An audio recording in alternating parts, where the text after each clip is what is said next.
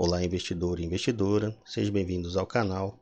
Bom, recentemente a Bolsa de Valores passou por um período de alta, chegando aí próximo aí dos 130 mil pontos. E recentemente também nós tivemos agora uma queda bem brusca, chegando a patamares aí próximo de 120 mil. E aí, o que fazer com as nossas ações? Bom, o IFIX também está apresentando uma queda bem agressiva e a cotação também dos fundos imobiliários estão vindo abaixo. Bom, então esse é o assunto do vídeo de hoje. Nós vamos falar a respeito dessas quedas e também traremos alguns cases para que a gente possa ter algum parâmetro referente aos investimentos em ações. Então, para você que já nos acompanha, peço que deixe seu like, e você que é novo, quero dar as boas-vindas a você ao canal. Caso queira nos acompanhar, peço desde já que se inscreva no canal. Então, aqui eu trago sempre assuntos relacionados a investimentos, em ações e fundos imobiliários, e também trago a minha carteira pessoal de investimentos. Então vamos lá. Aqui eu trouxe o gráfico do índice Bovespa e também do índice do IFIX. Então nós tínhamos aqui um pouco atrás, aqui em torno de 110 mil pontos, e nós tivemos um aumento bem significativo aqui,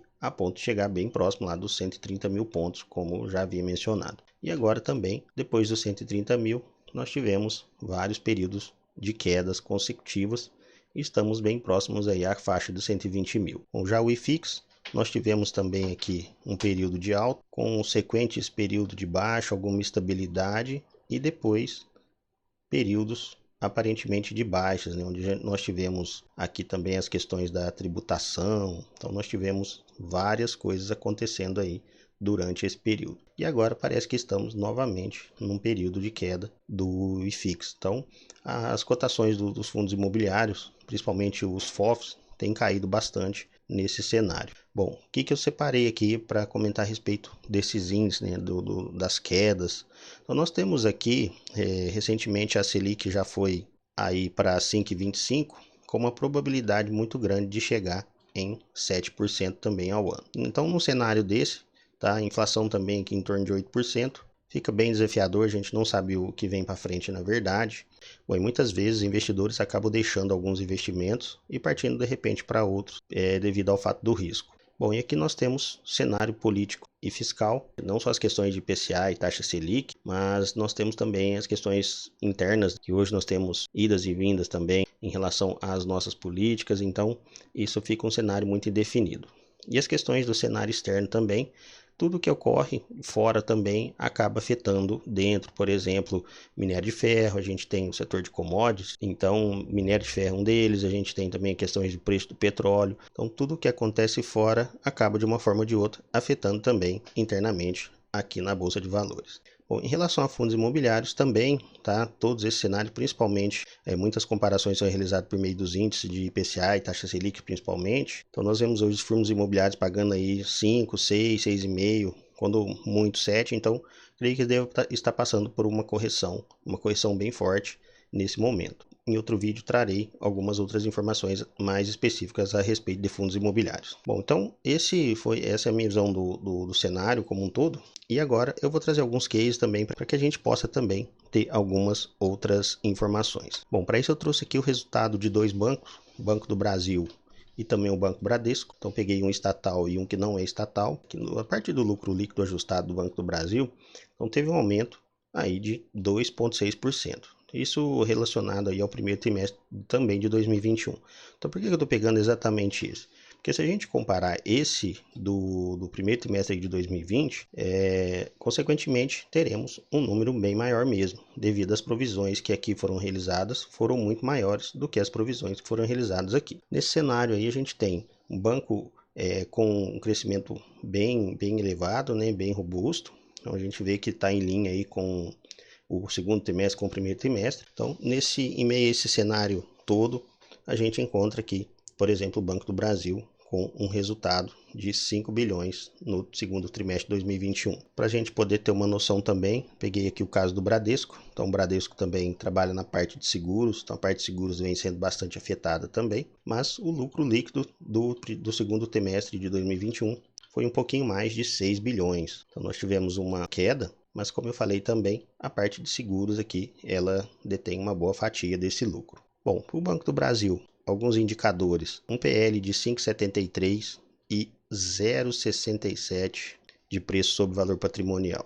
É uma ação que está muito descontada no momento, não só devido a essas constantes quedas do Ibovespa, mas essa ação já vem apresentando quedas ao longo de um período. Bom, em relação a dividendos, estipulou agora uma nova política com payout de 40%, com a projeção dos lucros para esse ano. Então nós temos algo em torno aí de 2,79 por ação, totalizando um yield de 8,78. Quero lembrá-los, pessoal, que isso não se trata de recomendação de compra ou de venda. Então, esse é um cenário na qual eu projeto um dividendo de 2,79.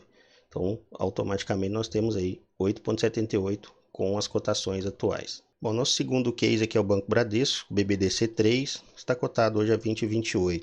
Então, essa cotação aqui é do dia 6 de agosto. Bom, nós temos aí um PL um pouco maior já de 9,05 e um preço sobre valor patrimonial de 1,35. Então, eu coloquei aqui também um payout de 40%, mas algumas variações também, mas vamos considerar aqui 40%. Então, para o lucro do banco também, relacionado ao payout de 40%, nós temos um dividendo projetado de 98 centavos, o que totaliza aqui um yield de 4,87. Você deve estar pensando, mas é pouco esse yield de 4,87?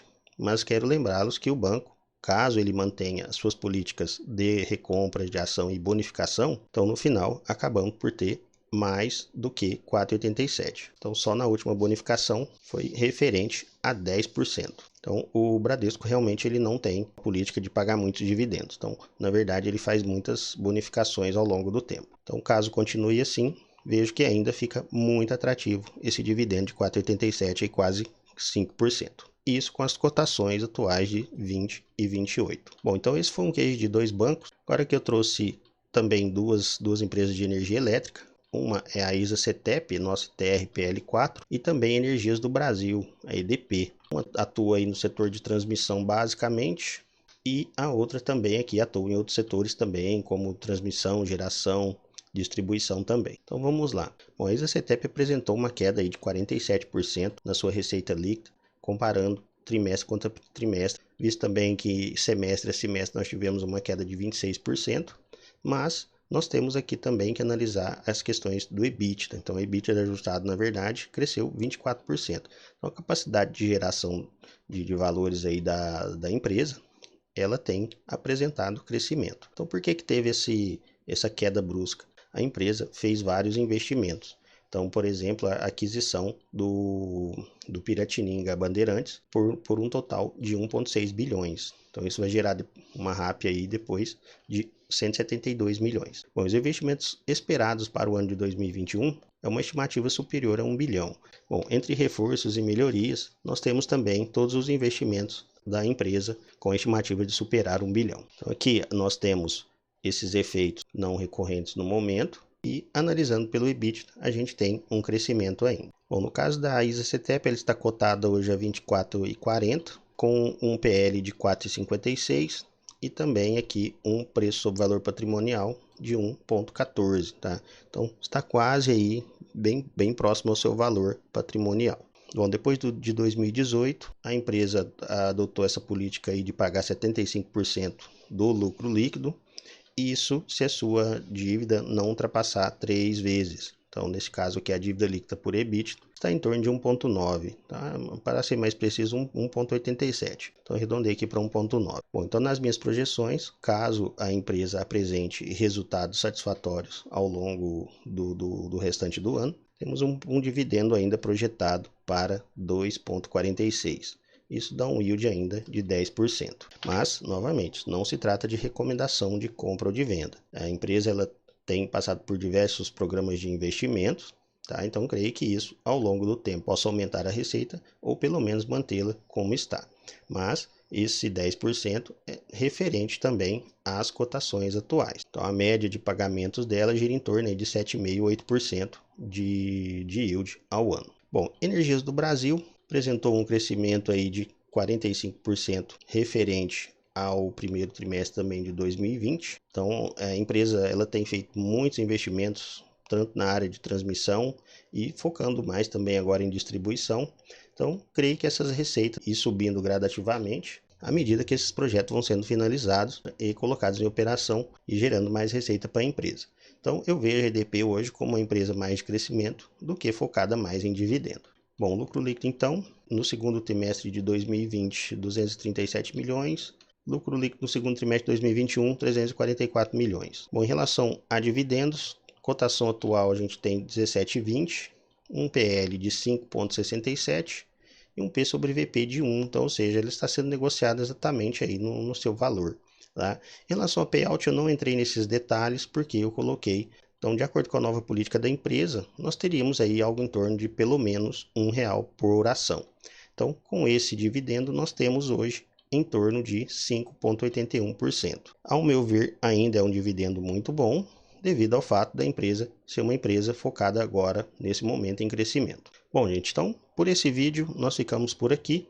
Quis trazer para vocês alguns cases, quis trazer para vocês aí referente aos índices Ibovespa, que pode estar contribuindo aí para suas quedas. Quero lembrá-los mais uma vez que não se trata de recomendação de compra ou de venda e que mesmo com essas quedas ainda acredito termos boas empresas. Bom, então ficamos por aqui.